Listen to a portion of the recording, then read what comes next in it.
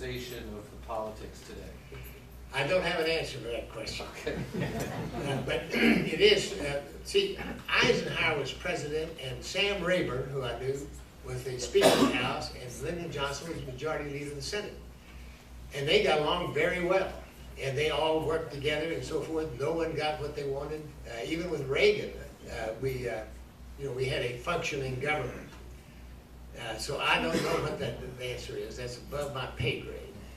That I don't have to sort through it. Yes, sir, Russell. What's the origin of your name, and what was your brother's name? My father's name was Ewell Wilson, E-W-O-L.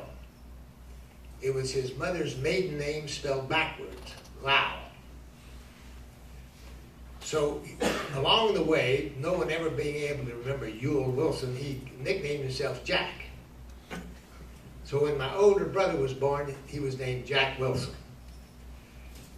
So the doctor told my parents over 84 years ago, that I would be a girl. And they did that a lot during the Depression, it turns out, in the early days. And so I surprised them by being a 12-pound boy. The doctor closed his bag and left the house. I wasn't born in a hospital. No one was born in a hospital in those days. And so there's no hospital to make you name the baby. Well, they had a girl's name picked out, lost in memory. But they said, so the first 3 or 4 days they discussed what to name the boy. At the end of the week, they're now arguing what to name the boy. 2 weeks went by. 3 weeks went by. 22 days after I was born, my father came home from work and said, why don't we name him Welcome, so he'll know he's welcome, though he's not a girl. And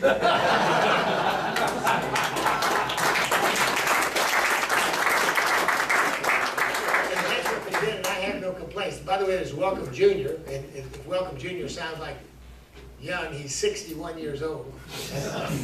And there's a Welcome the Third. By the way, Welcome Jr. is my harshest critic. It's awful. The other day I made a comment about being over the hill, and he said, Senior, explain to me when you were on top of the hill.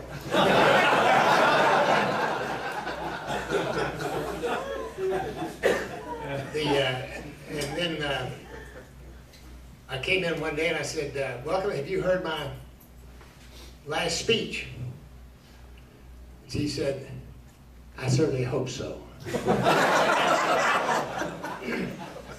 But the worst came at the first. By the way, the governor replaced me on the Board of Regents with him. So, and he now is the oldest member of the Board of Regents, just like I was the oldest member. But anyway, at the first meeting, Roger Welder from Victoria, Regent, my subject of me came up somehow, and he said, well, exactly how old is Welcome Senior? And Welcome Jr. said, well, let me put it this way. He said, when Welcome Senior was a teenager, the Dead Sea was only sick. Can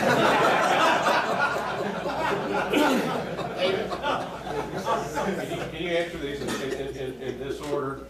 What did you do to screw up with when Kennedy was in Houston? Second question is, how did a 20-some-odd-year-old get to know all the most influential people in Houston? And number 3, what's a peckerwood? Thank you, David.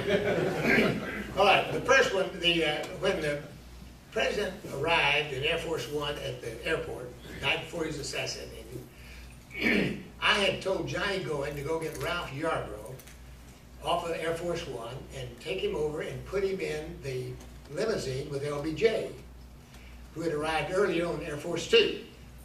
So Johnny dutifully got Yarbrough, walked him over there, and Yarbrough opened the door for him, and Yarbrough got ready to step in, and he looked in and saw LBJ, and he said, I'm not getting in there with that SOB. And he stormed off. Next day, LBJ, that SOB, was President of the United States. And Yarbrough never recovered.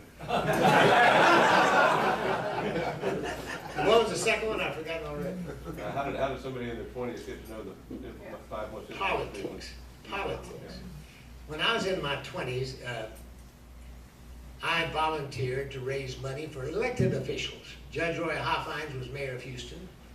So I perceived that the finance committee was a hell of a lot better to me than putting up signs in people's yards. So I was on the finance committee. So they would say in the finance committee, they'd say, who will contact George Brown? And I'd say, I'll call George. Well, you call George's office and you say, the mayor asked me to call. And guess what? He takes the call. He say, I need to come by and see you about the campaign. Come on.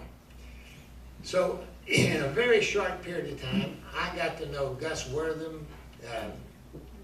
Later on, he lent me money, which I needed.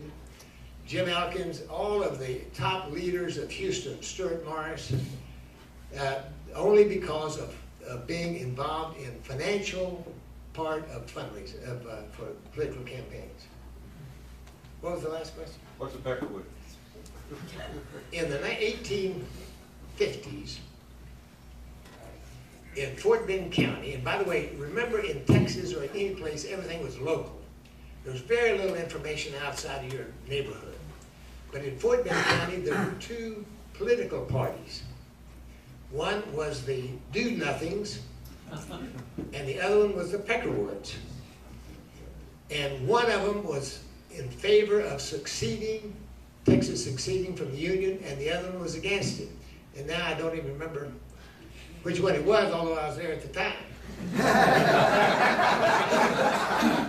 But that's where but the Peckerwoods was a political party in Fort Bend County. Any other questions? Yes, sir. Last question. What are kind of your top 5 things or top couple of things when you look at developing a deal that kind of says, all right, green light or maybe red light? First of all, it used to be that a real estate developer would build anything that he could finance. Right, Stuart?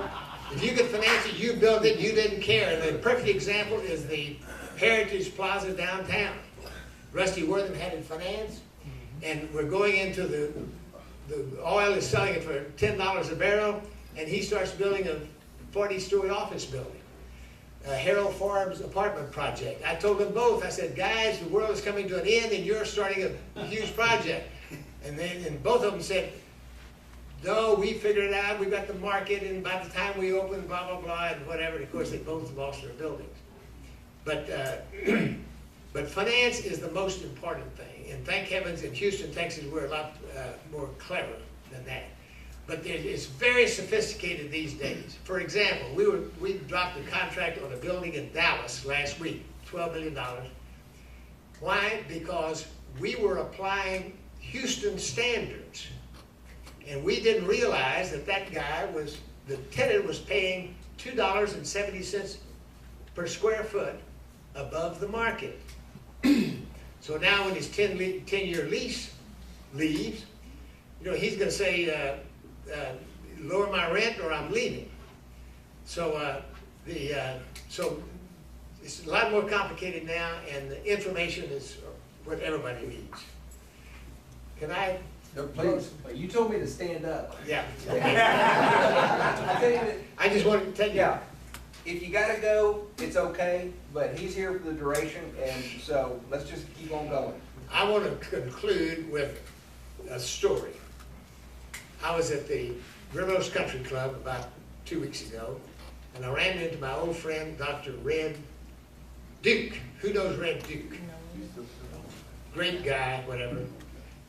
And he said, welcome, you know you're getting old when you tell your best friend that you're having an affair, and he wants to know who's catering it.